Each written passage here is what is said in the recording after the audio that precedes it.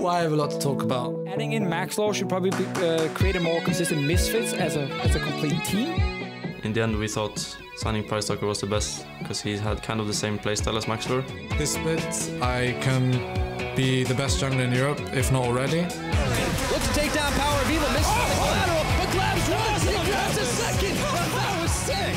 I don't really care about playing Roccat or not, since they're just another obstacle to overcome in order to achieve my goal.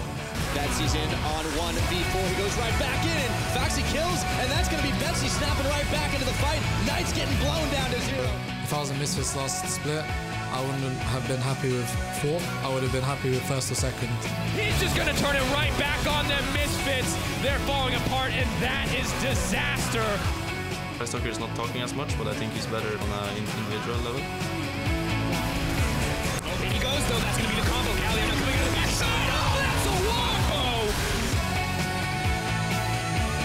I'm learning as much from my team as possible, and I'm also teaching my team as much as possible, so we all work together and beat SKT in the finals.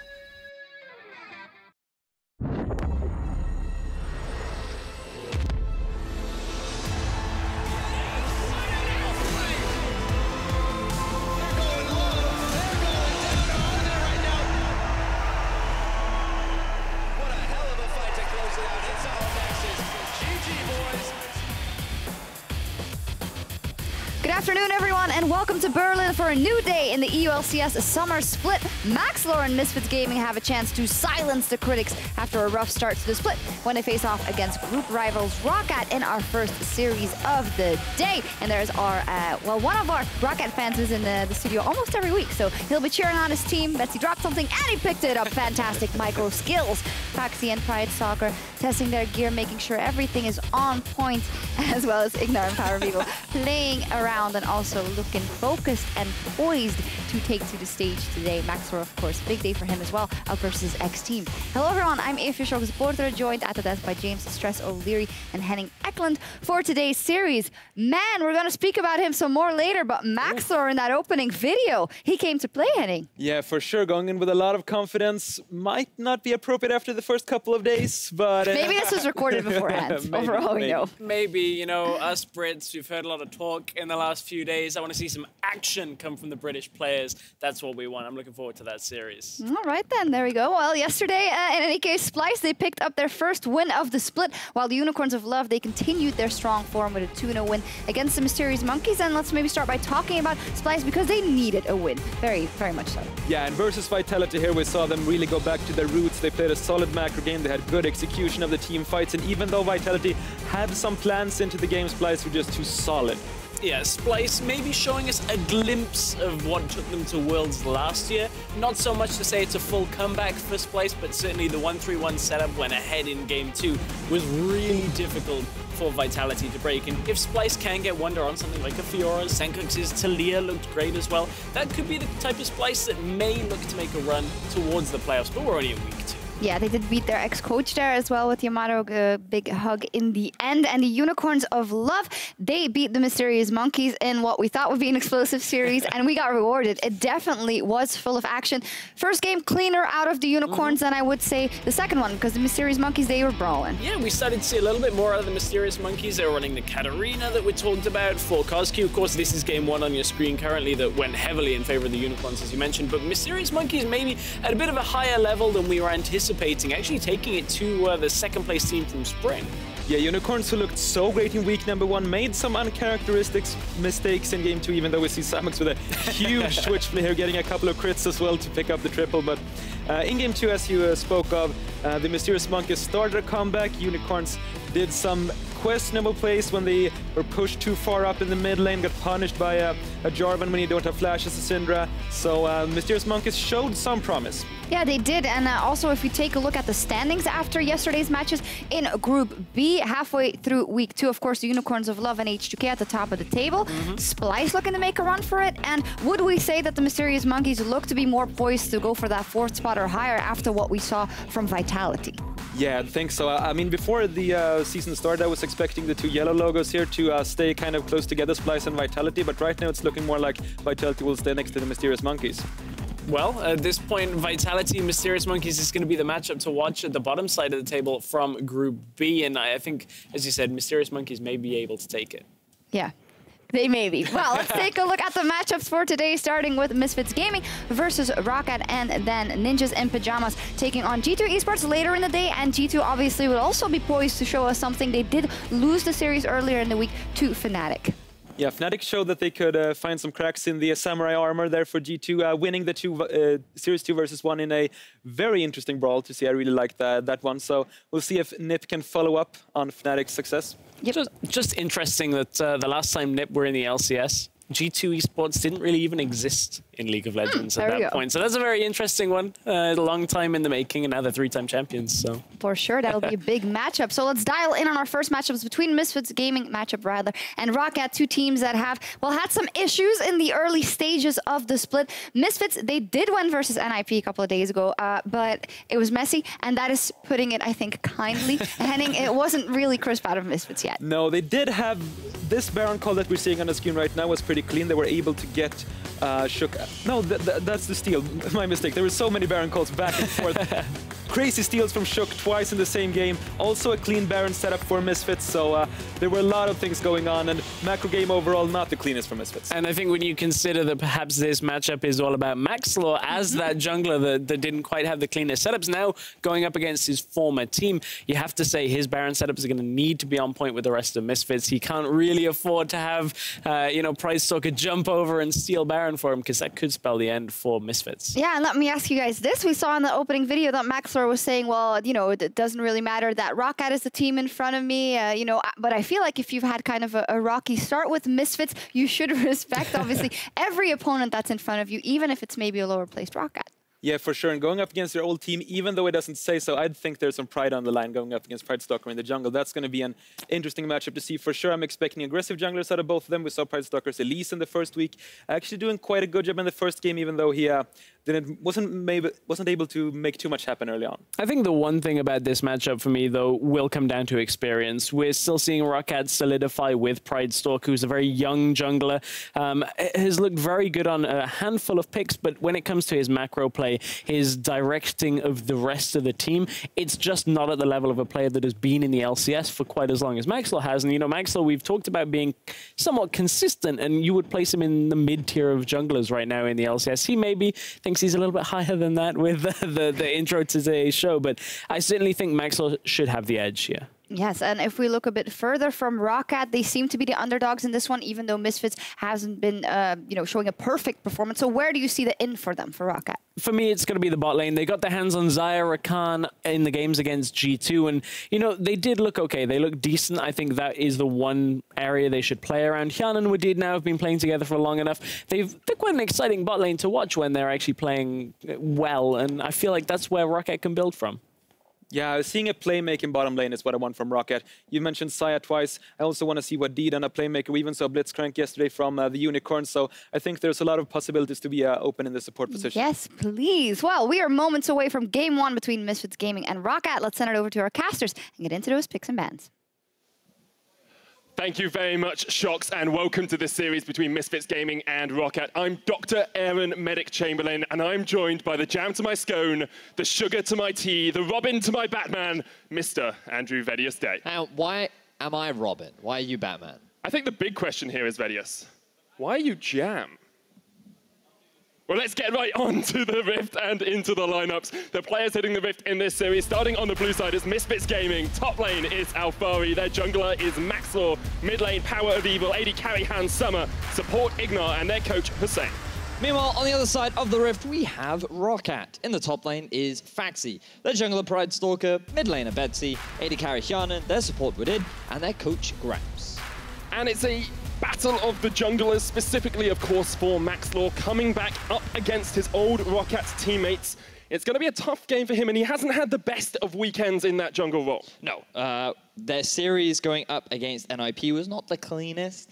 He did admit on Twitter that his smite may have been bugged. There were a few question marks as to how well that statement may very well be true, but hopefully coming into this week, he'll be a little bit more refined along with the team in terms of their play. I've seen him with that fidget spinner today, so he's probably working on those press D mechanics, exactly, right? You know, making sure he can get ready for it. Finger strength, that's what you need for better smiting. Those mechanical keys are just too darn heavy if you haven't been to the gym recently. Where we are going to get straight on into picks and bans. Misfits have the blue side, Roccat on the red, and immediately an Elise ban being taken away by the Misfits. Now, you can see in the bottom half of your screen, we're looking at some of the supports for Wadid. The reason why we're doing this is because Wadid has had the most success when he's been on those playmaking support champions. In particular, during spring, he had a lot of success on Malzahar and a fair amount of success on Tom Kench. When you look at his karma record, it was not exactly as optimal as he would have liked. Last week, when they were going up against G2, that's the team. When he was able to play Roccat, we saw a lot of impressive stuff coming out from Wadid. So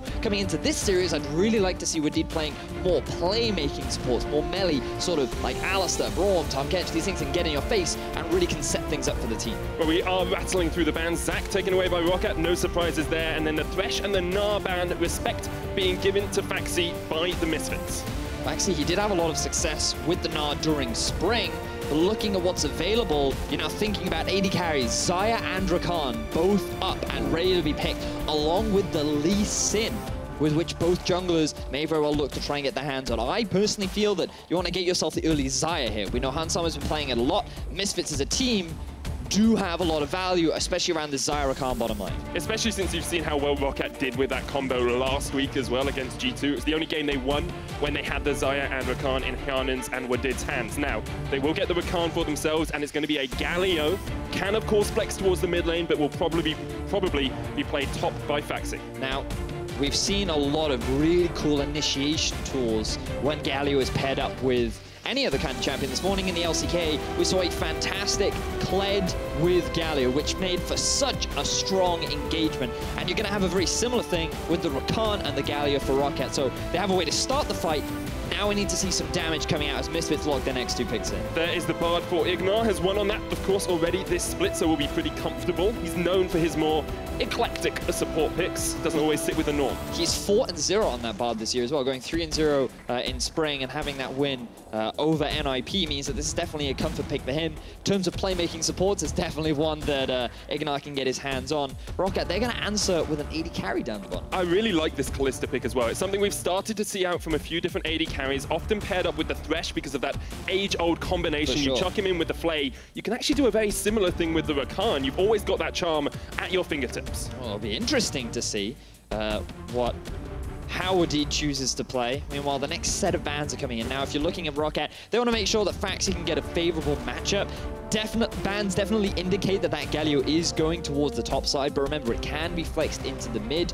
Betsy had the most success during spring when he was actually playing these like in-your-face mid-lane mage kind of champions like the Vladimir and the Swain. So perhaps Galio could be a champion for him, and then you put Faxi on a carry. There are a lot of options available to them, so I think they'll just lock in their jungler now. Something like a Kha'Zix could be good. Makes a lot of sense. Price Stalker very well known for his Kha'Zix as well. A respect Rengar ban from the Misfits. They don't want Price Stalker hunting his prey throughout the jungle, and it is going to be the Kha'Zix for Roccat. Now, two jungler bans from Misfits. They're now looking to pick their top laner and their mid laner. What are we expecting here, Vedius? Now, both Orianna and Syndra have been banned away, so the next big power pick for Power of Evil is looking to be something like the LeBlanc.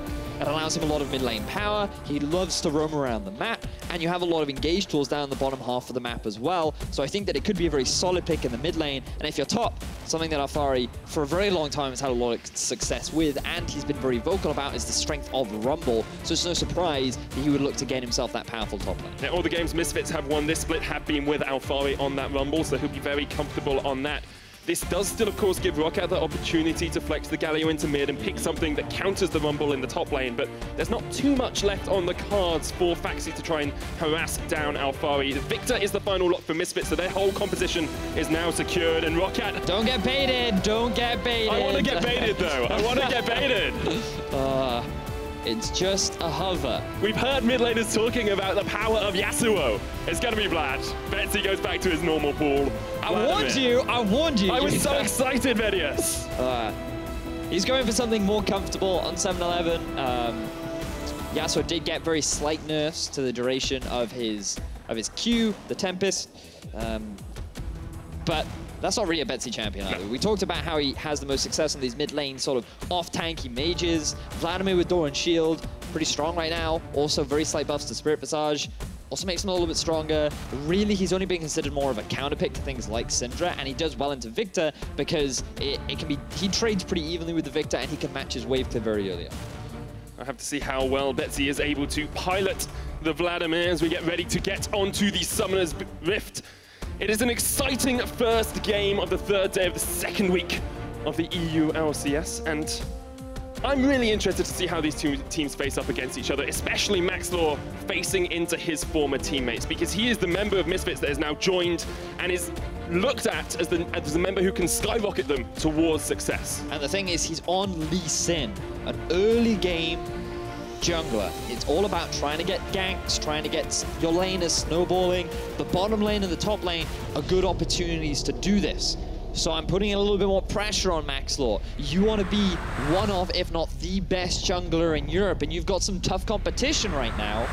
So this is a good opportunity for you to start by showing you're at the very least better than Pridestalker. We are about to get onto the Summoner's Rift. It's Misfits Gaming taking on Roccat. It's the rabbit versus the cat. And once again, the Safari calls to us. What sort of noises do you think you'd hear in a Summoner's Rift Safari? Caw, caw.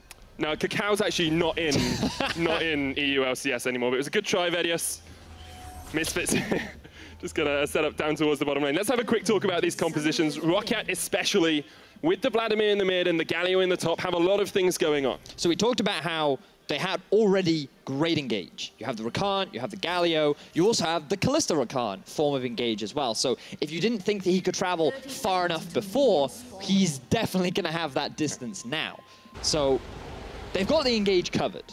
The question is, in terms of damage, do they have enough? Because Vladimir's going to take a while to scale up. He may very well decide to build a little bit more defensively too. So I'm looking at Pridestalker to be building more aggressively. I'm looking at Hjarnan to get that early 2-item spike so that he can have that big impact.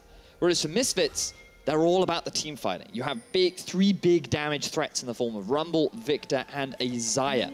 These guys scale extremely well. So the longer this game goes, sure, Roccat might have the reliable engage, but Misfits, they're more than happy to take it, because if it results in a 5v5 fight for them, they're going to be happy. We have seen a lot of Galios being the sort of decisive factor in late game team fights. Sure. Yesterday, some great knockups coming out from Chachi on that Galio. Hjarnan is going to face check into Hans Summer here. Ignar there as well. We'll get the double stun with the Cosmic Binding. And this is Misfits being a little bit aggressive in the bot lane, doing a very good job of harassing Wadid backwards. And we talked about how impactful the Roccat bottom lane has to be. Well, they're going to jump back in. Oh, and there's the Ignite as well. Onto Ignar. He's going to get chased away. Exhaust juice. They flash in. His first blood. And now Hans Summer's caught all by himself. Has to try and flash away. Roccat with an early kill in the bottom lane. Misfits, they thought that they were the ones in control. They thought that they were zoning Roccat back, but it was Roccat waiting to get the turnaround. And this is why we wanted to see Wadid on a playmaker. Level 1 goes in onto Ignar, is able to get the knockup to allow the Ren to deal the damage, and it's just easy first blood in favor of Roccat. Just look at the amount of sustained damage that they're taking from Ignar. At this point, if you're Misfits, you just back off. You go to the lane, you take the experience advantage that you've got, but Bard early levels, he's squishy, he's feeling too confident, and he walks in. Wadid getting that proc of the Courage of the Colossus gives him that extra bit of shielding early on, meaning he doesn't take that much damage. The Rens continue to stack, and you force so many early summoners, along with a first blood for the bottom lane of Roccat. And a bit of frustration for the bottom lane of Misfits. They knew they perhaps should have backed out a little bit earlier there. Hjarnan's going to start scaling up, already has a kill. Hans Summer and Ignar lost a lot of summoners there. Only the supports have their flashes left in the bottom lane, and we talked about how impactful junglers can be early on. Is Maxlor going to come down here? Is Pridestalker going to come down to try and get this snowball rolling even further? Well, the thing is, right now, in terms of the 2 versus 2, Misfits no longer have pressure. They have no summoner spells. They can't afford to try and go for trades because the bottom lane of Roccat will have the experience advantage. So you always have to be mindful of where the minion waves are. And just look at the vision that's already been set up. Because Rockat's bottom lane have priority, they've been able to get all this vision control so that if Maxwell tries to come for a gank bot, they're going to be able to read it and react accordingly. So I'm sure Maxwell would love to come down and help, but because of the early deficit that Roccat have forced Handsummer and Ignar to be in, they're the ones in control, and all Pridestalker needs to do is just assist them with the vision. He's gone for an early trackers, he wants to move towards the bottom half of the map and just help them so they can continue to push the advantage that they've already been able to gain. A weakness we saw out of Pridestalker's play in week 1 was his early game impact didn't live up to what we expected from him coming from Challenger Series. In Challenger, he was very much known as a jungler who would get you ahead early on or get himself ahead early on and thus help carry the game. In game 1 against G2, it was 20 minutes before he really had an impact at all. On someone like Kha'Zix, he needs to be at least matching Maxlore, if not actually surpassing Maxlore in his early presence on the map. Yeah, I mean, I remember when we first cast Pridestalker together, one of the big comments that we had was, how is this rookie going to do? And when we watched him, it was very much like, he has no respect for the positioning of the enemy jungle. He doesn't have a proper understanding of where he should be on the map. And a lot of these concepts he's still learning because the gap between Challenger and LCS is so huge, especially when you're going up against someone like Maxlore who has been in the LCS for a while. And you can see in terms of the amount of presence that Pridestalker was able to impact last week, he's currently ranked 9th. Jungle proximity, rather, that's the word I'm looking for, is basically the amount of time that he spends around his laners, and all he was doing was farming on an Elise. We want to see more from Pridestalker. We want to see if he can be the adequate replacement for Maxlore to bring Roccat back to that former glory that they had at the end of spring. And interestingly, the only jungler behind him in terms of jungle proximity is LULEX, who is a sub for G2, someone you don't really expect to be able to synergize with the team early on. Maxlore's going to claim out some vision here. It's the vision that we talked about for Roccat. There's an Ocean Drake on the cards as well. But neither team deciding to go for too much in this early game. Both Maxlore and Pridestalker willing to farm up to 6. I'm sure Betsy will be happy that no one's ganked his lane as well as he just wants to farm himself up on this Vladimir. A very slow game for both teams. Like, what you have to remember is that Handsummer, depending on how he chooses to itemize with Xayah, is more, or I consider Xayah to be more of a late game carry. So she's going to be going for something like the Essence Reaver into what could be a rapid fire cannon or a Ruin's Hurricane, depending on your preference, along with an Infinity Edge. So because your E scales with crit, you want to try and get as much crit as you can, and in the late game, you really do hit quite hard. But Hyanan, he's more likely to go for something like a Blade of the Ruin King into Runan. So depending on the itemization of Xayah, it could mean that Roccat hit that spike first. If Betsy goes for an early Proto Belt, that's another big spike for the mid laner. So Roccat, if they can, they want to try and set these things up early on as Ignar gets engaged in. Wadid jumps in, just looking for the harass from Hyanan. Both the AD carry and the support taking down a little bit here. One of the members of Misfits that we focused on a lot over playoffs and over the last couple of weeks is actually Alfari in the top lane. He's played well on this Rumble, but he's in very much a slump at the moment. Tends to lose his lane early on, not really high on the damage or the kill participation scores either here, Vedius. Yeah, as you rightly say, you can see right now, this was his spring playoffs performance. So after the season has concluded, when Misfits really were in that kind of a slump, you can see that Alfari was not having the same sort of impact that he did during the regular season. And here in summer, he's maintained that kind of a slump as bottom lane gets engaged on. And summer has been ignited, will be able to get away from the Rend, but again, it's the consistent harass from Hyanan and Wadid. This is what we wanted to see from them in this bottom lane. They are the main carry a lot of the time for Roccat, especially in the early game. They're the ones that need to get ahead to start accelerating Roccat towards their later game spikes. To me, they are the best performing members on Roccat as of right now. During the laning phase, they seem extremely consistent, and their ability to build leads is very enjoyable to watch. The fact that they have been able to build up this synergy could be very big for a lot of Hyanan fans who never thought Kasing anyone could fill that role for Kasing, right, because of that legendary duo that existed in the LCS for so long. But it is nice to see that Wadid is doing so well with Hyanan, who recently has been having some great performances in the LCS. Even if Roccat haven't been in the place they would like to be as a team, Hyanan consistent and showing us how good an AD carry he can be. So just a very small thing, notice that Wadid has actually gone for Courage of the Colossus, and the reason why I bring this up is because I had an interesting Twitter conversation with Wadid where he was very much like, oh, Windspeaker's Blessing is the thing you want to go. The larger shields, the better sustain, it's just a much better overall support item. for Wadid. And some other people are like, you should try Courage of the Colossus. It's actually really good because it gives you more trading power. When you go all in, you're surprisingly tanky, and it synergizes well with your passive too. So like, it's a pretty good item. He was like, no, I'm not a fan, not a fan. And then here we are. Looks like he's played around a little bit with it, and he's actually having a lot of early success with a difference in mastery choice. And that's about adaptability as well. It's something we keep talking about, especially early on in a split, how well your team can adapt to what the meta is on this patch, how the other teams are playing, how you're going to work, and what spikes you're going to look for. Where is the priority for your team? What it's saying, okay, I'll adapt. I understand that perhaps Windspeaker's Blessing as part of this composition isn't the best, because he's kind of the front line. He's the one going in first. Yeah. So he needs that little bit extra tankiness, and you don't get that much tankiness out of Roccan's usual build. Yep. So I do like the shift up as the game is very relaxed for the time being. Both teams just farming, looking to get those early spikes. A couple of items have been picked up, but nothing too exemplary right now. You did say you thought there might be a proto belt coming out from this Vlad. It looks like he's going to go for that, a bit of an earlier spike, Vedios. Yeah, it will allow him to trade better against Power of Evil, but Power of Evil has been freely allowed to get his first Hex Core upgrade, which means that nothing will happen in mid lane. He presses E, wave gets cleared, he leaves.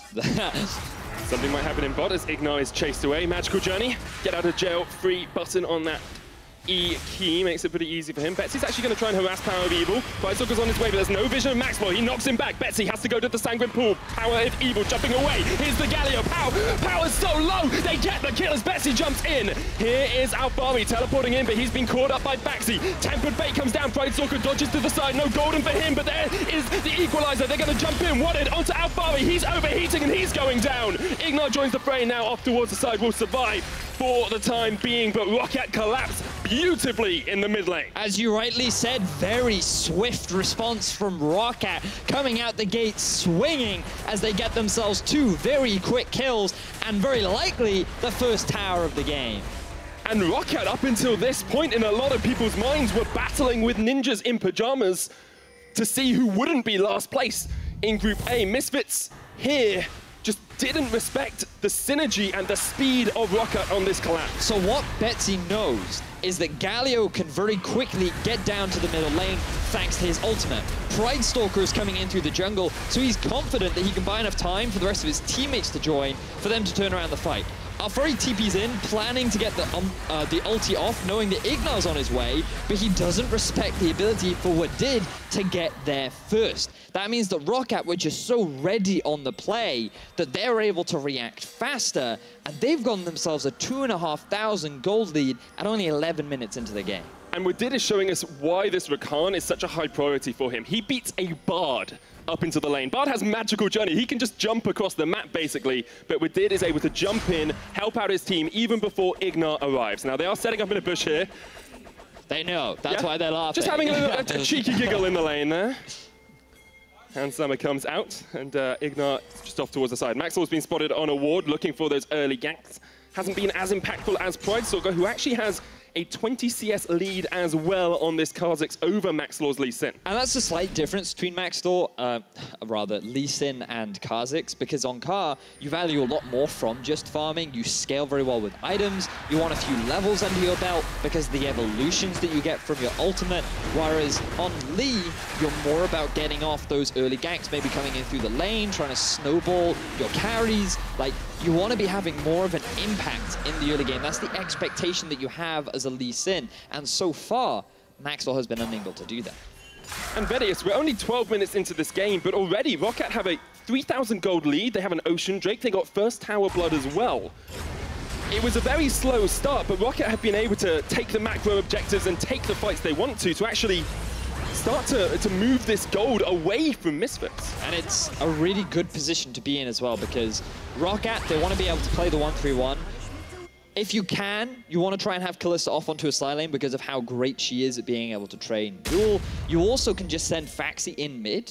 You can have a roaming death squad of Wadid and Pridestalker, and you just keep Faxi wave clearing in the mid lane. You have Betsy off on one side lane, Hyanon off on the other, and Misfits, their composition is all about playing 5v5. That's what we've seen from them from the last few weeks, where their team fighting, sure, is great, but if you never get into a position to actually fight, you cannot properly utilize your composition.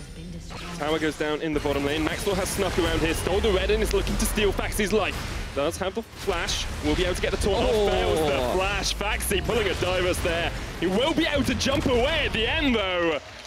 Galio's balanced, guys. Easy peasy lemon squeezy, he says, as he escapes towards Betsy. The interrupts, they all got used. That means that Faxi, he knew that he'd be fine. He just That's his own personal Faxi taxi, isn't it? Exactly, right? He just rides it on out of there, glides to the safety of his teammates, and while it will result in a Rift Herald being lost, I think Roccat are pretty fine with that. They were able to get the bottom tower, they've gotten themselves the mid as well, and all this Rift Herald really do is just get some gold back in favor of Misfits. I think there's an interesting portion of the game coming up here as well, because if you look at Misfits' vision, it's all based up towards the top side of the map, and Rockat's vision is all based down towards the bottom side of the map. Roccat are now bringing 2 members up top, so I think Misfits may have an opportunity to play around their superior vision and maybe set something up top. Well, the goal behind that was very much to try and get the gank down onto Faxi, because with Maxwell being in the top side of the map, then it's very much like, oh, if Pride Stalker comes, there's a very good chance we lose that 2 versus 2. So that also then allowed them to go for that Rift Herald as well. But also Roccat, they'd already taken down that bottom tower, which made it easier to get that vision control. So you are right in terms of Roccat being able to better set up for the next Dragon. But also, there are 2 of the towers down. This is the final one. So the rotation up to the top side just means that Roccat, they're continuing on with their pressure. With only 1 tower down, their ability to control the map has just seemed so different to what we've seen from them in the past. And I think Maxwell being brought in as sort of the strategic mind behind Misfits hasn't quite paid off for them yet this split. A lot of people saying it's only 1 member being switched, you know, it's only a small change for them, they should be able to adapt, but Vedius, it's 20% of the team. If I changed 20% of your DNA, you'd be a mouse. And at the moment, these rabbits are looking very much like mice. I agree. I think that's a great analogy. Please don't take 20% of my DNA. You're Robin, you're a mouse, you're the jam to my scone. Roccat are looking up towards the top side. Handsummer is here. There's Ignar just around the corner as well. I'm still trying to process, like, what would I be like as a mouse? Anyway, well, not relevant the ears right would now. Stay the same, so that's the important thing. It's very true. Let's just talk about what Misfits' game plan is at the moment. So, yeah, I want to come back to your Maxwell. Yes. That's what I wanted to drag, because Maxwell we really shouldn't actually focus on in this game, because what you have to remember is that it's Handsummer and Ignar's fault right now that they're in this situation, because they ended up losing the 2 versus 2. Typically, as a Bard, you actually have a lot of pressure, especially around the level 1, level 2 mark, and if Maxwell was going to try and gank anywhere, it would have been the bottom lane, because that was the lane that had the most crowd control, and had a lot of damage available to it, and it's the best lane to try and get going ahead early, especially trying to gank a Galio is going to be very difficult, same for Vladimir. So, but the problem is, because the amount of pressure that they lost, losing all their summoner spells early, and all the vision the Roccat was able to get in the bottom half of Misfits jungle, that meant that he couldn't really go bot, and there weren't really many places for him to gank. So the best thing he could have done is try and set up some kind of tower setup, but he didn't have the room to do that, especially after losing that big fight in the middle lane. At the moment, the fans think that Misfits are going to win. Roccat in a winning situation, though, still 3,000 gold ahead. I'm not even sure if this gets the tower. Faxi will just clear away the Rift Herald and get some damage down, but still no tower on the board for Misfits Gaming. They are struggling. A very common scene that we have when it comes to utilizing the Rift Herald. It always just gets 1 tower, and then it just kind of flops and dies. Well, recently, we haven't even seen it get that single tower. It feels like teams just tend to just put it out in the lane where their top laner is and say, well, maybe we'll get the tower here. Yeah, it's also kind of like an investment thing, whereas you're guaranteed a large chunk of damage, so you know that you can come back to that tower a little bit later. But it's super important that you have the proper setup for it. You really want to be utilizing the cannon minion too, because you want to get the tower to focus anything but the Rift Herald, because the amount of damage that it does is based on its current health. But we really are just seeing teams put it down and being like, it will be fine. But it is really squishy. It's super easy to kill. Or surprisingly easy to kill, rather. So. If you can get on that eye, you can definitely chunk it out quite a lot. Roccat continuing just to play these Australia lanes, having their bot lane up towards the top side. They've gained vision once again over the river, and it's very difficult for Misfits Gaming to actually do anything here. If you look across the scoreboard, Kiana's actually extended his lead, has finished his Blade of the Ruined King, has 3 daggers as well as a 30 CS lead over Handsummer. And with the dragon spawning very, very soon, Infernal Drake. Roccat are poised to take that objective without much contention because Misfits are not in a position to fight. You can see Handsummer is going for the scaling itemization. He's going Essence Reaver into some kind of attack speed item, followed what will likely be by the Infinity Edge, which means that same goes for Power of Evil. He wants to get himself a second, maybe even a third big mage item before he's really dealing the big damage. And you're looking at exactly a similar thing for Alfari. So Misfits, they just need to buy time. But Roccat, they're not easing up on the pressure. They have split the map up in a 1-3-1 setup, even though they have a few more members in the top side. And it's just constantly playing around the entire map, making it difficult for Misfits to really group up and make any kind of fight happen. So you say they're continuing to put down the pressure, and I can see that in terms of, you know, they got the Infernal Drake, maybe they're getting a tiny bit of damage top, but it feels very much like the game has decelerated from a flurry of action early on. Is this what Roccat want? Are they willing just to slow the game down? Yeah, no, this is fine, as long as they just need to keep pushing, right? Because Baron is up in 40 seconds. Once they're finally able to take this tower down, which they will eventually, as Betsy is forced to run. That's what the Chronobelt gives you. He's going to turn back. Look at that Hemo play. The TP's coming in as well. Roccat want the big play. There's the gravity field as Betsy gets pulled back. Baxi comes in just to act as a bodyguard, a beefy man that you'd see outside a nightclub that would turn you away. That's what Faxi is at the moment. Yeah, and Misfits, they were certainly deterred as Faxi now zoning away the blue. Will be another objective, but he needs to be careful. He's still very, very tanky. Has that Spirit Visage and a Warden's Mail. Here's the jump in, the charm. There comes the Hero's entrance as well. The knock-up onto Alfari. Power down towards the bottom side. Maxwell's low as Hyanan takes him out alongside Ignar. It's a double for Kalista. Alfari has to flash the wall. PoE not in the best of spots anymore as Faxi chases him away. That's a triple. Hyanan with a long-range pierce. Beautiful javelin toss coming out from Hyanan. Roccat with another successful teamfight win. And this is exactly what we were talking about. The mid-game spike for Roccat is so much stronger than that for Misfits. They are not strong enough to fight right now. And what started off as them just trying to get a pick onto Betsy resulted in a full-blown engagement around the blue buff. You can see that this is a very different Roccat from what we have been seeing. And Misfits, they have just not been respecting the early playmaking of Roccat. Roccat with their highest gold lead in a long, long time as well. 6,000 gold up, 20 minutes in. Let's have another look at this fight. And you can see at this point, I feel like Misfits should just disengage. They think they've caught Faxi out, but Wadid is just using this as an opportunity to go for an engagement. While it was a great ulti from Hansama, Hyanan and Wadid just go off onto the side and are able to pick themselves up a very easy double kill. Kalista with the Blade of the Ruin King is just shredding through these members, and then he uses his trinket to get enough vision to get the javelin toss over the wall, and you can see the frustration on Alfari's face as his stats continue to get ruined. Alfari definitely not in the best of shapes on the Rift at the moment. 4 kills now for Hyanan as he finishes the Runan's Hurricane. Exactly what we thought he would be building on this Kalista. Get those pierces out even more after, get more Ren stacks going. And it means that you have objective control as well. Karzik's so good at objectives alongside that Kalista. So now the Baron becomes the big point for Roccat, because sieging onto these tier 2s will be difficult. There is a huge amount of wave clear on Power of Evil.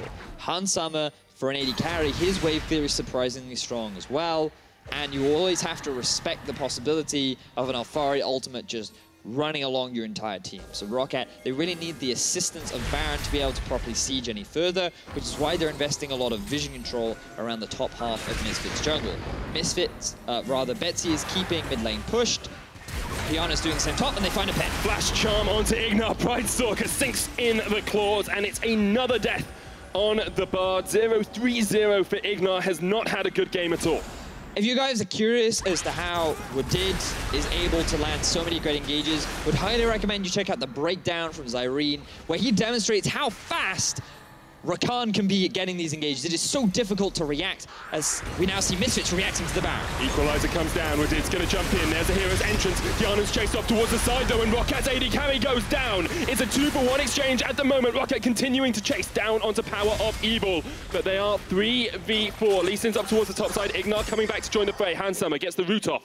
and Roccat will have to just run away with their tail between their legs. This is actually a really good fight for Misfits, because remember, they lost Ignat earlier on, and while they did lose Alfari in this trade, they ended up getting a kill down onto both Hjarnan and Pridestalker. They'll get some of the shutdown gold back in their pockets, they will prevent Roccat from being able to take the Baron, and it will just give them more time to scale, because that's all they need to do right now. Misfits just have to buy as much time as they possibly can, and you could argue this is a little risky from Roccat because they didn't have full control. They allowed Misfits to walk up to the Baron before they could really get a good fight off. And Hjarnan, he kind of got abandoned. The thing about Roccat is he is really good at engaging, but his peeling power is not the strongest. So while he was with the rest of his team trying to get kills, he ended up leaving his AD carry, who couldn't really hold his own in that 1v2. It is the problem as well if you have the hero's entrance always going onto the Rakan. Exactly, Like, yeah. if you put that on Hjarnan, it gives him that damage reduction, it keeps him a little bit safer, but Roccat tunneled on towards trying to get the kills, didn't realize that Hjarnan was getting caught out by Maxlor on the back. And now we settle into the mid-game. Something both these teams are very accustomed with is being slightly behind around the mid-game, but Misfits here, 6,000 gold down onto Roccat, and we'll be looking for a way back into it. Maxlor is just going to clear out some vision around the Baron pit. I think Misfits realize this is the major point of contest for the next few minutes. Just another little thing for any viewers that may have only recently come back to watching the LCS. You will notice a very early Banshee's Veil on both mid laners.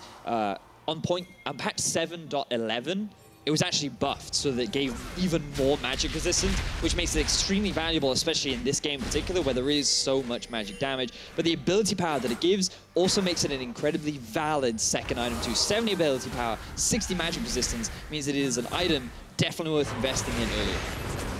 Makes a lot of sense. Sometimes we see the AD carries going towards that Guardian Angel as well, does a similar job for them. AD alongside bringing them back to life. It looks like Hjarnan might be going towards a Bloodthirster on that Kalista. It's a very aggressive decision if he does go there, but I think it's a super expensive item as well. Part of me would have preferred a Death Dance, especially if a lot of the ultimates aren't actually going to be invested onto keeping Hjarnan alive. That item gives you a lot of sustain, a lot of valuable AD, and it's actually cheaper than that of Bloodthirster 2.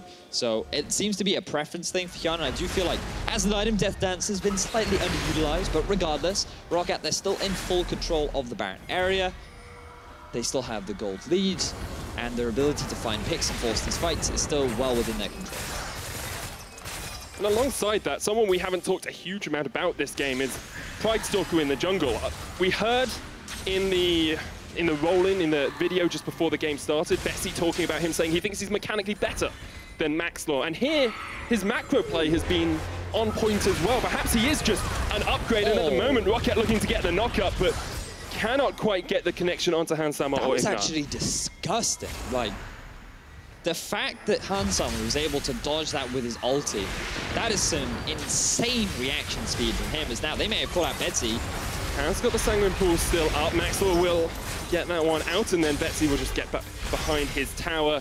The problem being for Misfits, although this gives them a little bit of time to gain vision around the Baron, they can't really do much more off it, because Betsy can just lifesteal or spell vamp off this next wave if needs be. And Roccat, they're finding it harder and harder to start these fights off, which means more and more time for Misfits to scale up. Remember that they have not taken a single turret yet. If Roccat drop the ball and start giving away this free gold to Misfits, that gold cap starts to become closer, and this team fighting Misfits lineup starts to get stronger and stronger. So Roccat, again, just think back to what we were talking about earlier, pressure. Roccat, they need to maintain control. Vision is super important. Pressure is super important. Playing this 1-3-1 setup where they can just continue to siege onto all these lanes and split Misfits apart is the best way the Roccat want to be playing the game right now. And look at how much Power of Evil is doing there, almost twice the damage of any other champion. Maxwell does get the kick away, will be able to smite the Dragon as well. Obviously his D key working for the time being. It's not a Baron though. Have to see how he manages to play around that later on in the game. Still only 6,000 gold ahead for Roccat here. Stagnating a little bit for them, but in picks and bans we were talking about, they're scaling, and they've got a Galio, they've got a Vlad, they've got a Kalista, they've got champions that work later on into the game. Yes. I just feel that they're not as strong as a full-on hyper-carry Xayah, a full-on hyper-carry mid-lane mage in the form of Victor, and a Rumble. So while I completely agree with you, late game, this is not a weak team for Roccat. In terms of the comparison, I definitely would give the side to Misfits. An engagement Jump in, Ignat's just gone! Teleport is going to come in from Alphari, but that's too little too late. It needs to be quicker. You need a teleport that just gets you there instantly, almost like a Galio ultimate. That's exactly what they wish they had. Hero could make his entrance. If only they could stand united as a team. Betsy's going to try and jump in with the Hemo onto power. They get the knockup from Faxi. A 3-man taunt as well, and Wadid's going to follow it up with the knockup. That is dirty CC from the Roccat crew. They'll get another kill. They've taken Ignar, they've taken PoE, and they're going to look to take the Baron. And this is the best way for Roccat to fight. Rather than going for these full 5v5, pressure individuals and force Misfits to react so that they can never have the fight in the way in which they want it. Roccat playing this beautifully as they get themselves the Baron that they have been trying so hard to get for the last 10 minutes. Tempered Fate will slow it for the time being, but Maxwell's nowhere near that. They're not even going to contest. Baron goes down. Roccat, 9,000 gold ahead, 30 minutes in.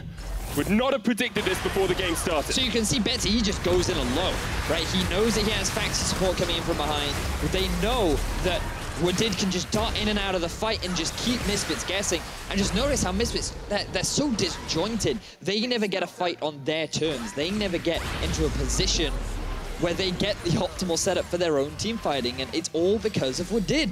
This guy is playing so well, finding pick after pick after pick, forcing Misfits to always be in the unfavorable scenario. And then Roccat, with a gold lead that big, it's difficult for them to lose. And now we're starting to see items picked up across the board as well. Black Cleaver for Pride Stalker, the Bloodthirster is finished. On towards Hyanan, and there's a Void Star onto Betsy. He's trying to just get as much magic penetration down as he can. So damage has been completed for Roccat. Damage has been completed. Deeps is what you're trying to tell me. It looks like Hansama might be going towards a QSS, which would make a lot of sense. There is a charm here onto Maxwell. Double knock up. Hyanan just absolutely melting through the opposition. Ignar's going to fall as well. Wadid picks up the kill in the supportal combat. Hansama chased away by Faxi. And the rest of Misfits too late on the trigger. I'm loving this Kalista Rakan combo. Xayah, I think you have to be careful because there is a new lady on the block and she is fierce when this bottom lane get together. Yeah, how does that work, though? They're going to get the inhibitor tower alongside an inhibitor here, but you have to feel a little bit sorry for Xayah because she's had her heart broken by Rakan, who's left her. And then he keeps killing her time and time again. She hasn't actually died yet. That's the thing. He's not focusing her. He's jealous that Bart has taken his spot. So he's taking all his anger out onto Ignar. And it is a fine strategy. It's a lover's tryst between these two bot laners. The inhibitor fell in the top lane. They're looking for mid as well. Roccat will be able to dodge away from the Tempered Fate. Alphari does have an equalizer here. There's a very narrow window that Roccat are channeling through, but they do not quite go for the engage. Roccat, they can be pretty happy though. They get themselves the top lane inhibitor. We didn't see that, the replay cut, it's fine, nothing happened. So here you think, okay, they can get Hyanan out of nowhere. They were not expecting Wadid in the brush. And you can see that even Lee Sin can be charmed by the wit of Rakan as they land the two-man taunt, they land the double knockup, and the damage from Hyanan is just way too much. Maxwell just knows he's been picked up by an incredible pickup line there from Hyanan. Of course, can't see Rakan to see how great his cape is. Just has to work off those verbal cues. What's your favorite pickup line? How much does a polar bear weigh? How much? Enough to break the ice, Vedius. Oh yeah. I don't have to usually use them. Women come to me. Anyway, 12 kills to 2 in favor of Roccat at the moment. It's a 12,000 gold lead for them as well. Gargoyle Stoneplate picked up on the Gargoyle in the top lane. How are Misfits reacting to this? They're still behind across the board. Only 2 items on Alphari, only 3 items on PoE. They are just not in the best of spots. At this point, it's one of those things that you type in chat, hey guys, we've got the late game, right? And they do. They certainly do have the late game. They need Roccat to stop doing this because otherwise they're going to lose the game. 3-man charm, 3-man knockup. What more can you ask for? Well, a few kills would be nice. Roccat are looking for them. PoE with the Hemo plate down. He's going to tick. The Tempered Fate stops him, but now he's caught in the midst of all of Roccat. Wadid on a killing spree. Maxwell, Alphari, and Hansama just having to run away from the Roccat crew. They are rolling all over the base of the Misfits. I'm loving these wombo combos from Roccat. We saw it against G2. We're seeing it again against Misfits. and Roccat are poised to take the first game in this series. And this is the Roccat that lost to 3 subs last week. What a change a week can make. What a difference 7 days can be in the history of a team. Roccat gonna take the Nexus Towers. They're looking for a few more kills to boot. Wadid jumps in, Hansama goes down, Arbari gets jumped on, Pride Stalker makes his mark, and Roccat with a return to form go 1-0 up. GG indeed from Roccat. And to TLDR this series, do not give Wadid Roccat. I think not giving kills away at level 1 probably helps a little I just bit think as well. this man, like, he played phenomenally. Very impressed with so many of his engagements, the fact that he was finding so many different picks, just the way in which he was playing was just fantastic. And because of the fact that they won that early 2 versus 2, they got that early lead down the bottom lane, and then they transitioned it across the map, and they never lost it.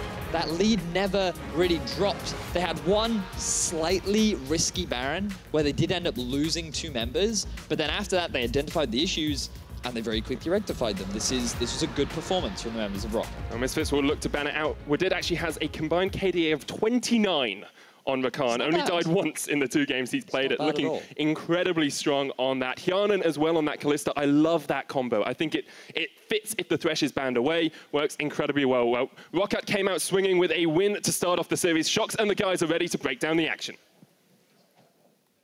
Yeah, that we are. Thank you so much, Roccat. Fantastic game from them, honestly. And let's go back to what we talked about before the game started. Was we were going to look at Maxlore and we were going to look at possibly Rockat's bottom lane to make something happen. And they grabbed the tools for themselves and they made something happen. Yeah, during the pick and ban phase, we thought, ooh, actually, Rakan Kalista could be almost as deadly as Xayah Rakan at the same time. And level 1, we went right into the bottom lane. Everybody was just fighting in the river. And this is where Misfits completely underestimate the amount of damage that Roccat have right here. They see that they've won the trade. They should be backing off already, but they kind of get baited in by the fact they got a double binding before Ignar goes in, doesn't respect the Ignite. Rend level 1 comes out, and Hjarnan picks up an easy kill. This is how devastating a Kalista paired with a support that has a decent amount of crowd control can be. It's pretty much just a kill lane.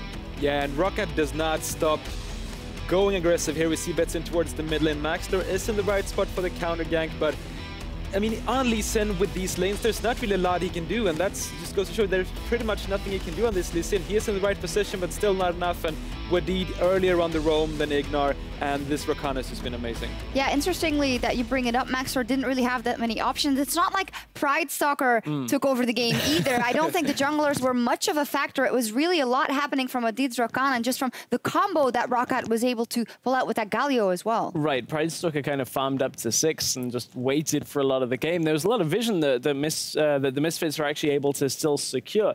But when you looked at how Misfits were playing around that, they weren't really prepared for how quickly Galio roamed, how quickly Wadid was roaming on Rakan either. And in the early game, these fights just went over to Roccat time and time again. Misfits didn't seem prepared at all. No, and the question usually is for Roccat. They did have some good starts already. We saw that the Rakan and the Xayah is something that even versus G2 they could make something happen with. But when you watch Roccat, you're always wondering, will they push their advantage or will they kind of just sit back? And I think that's what pleasantly surprised me in this one, is that they were able to push their advantage, even netting Hjarnan, or how would you say it? Hjarnan bakom allt. Yeah, there we go. Wow. Finally got the Swedish. Hjarnan.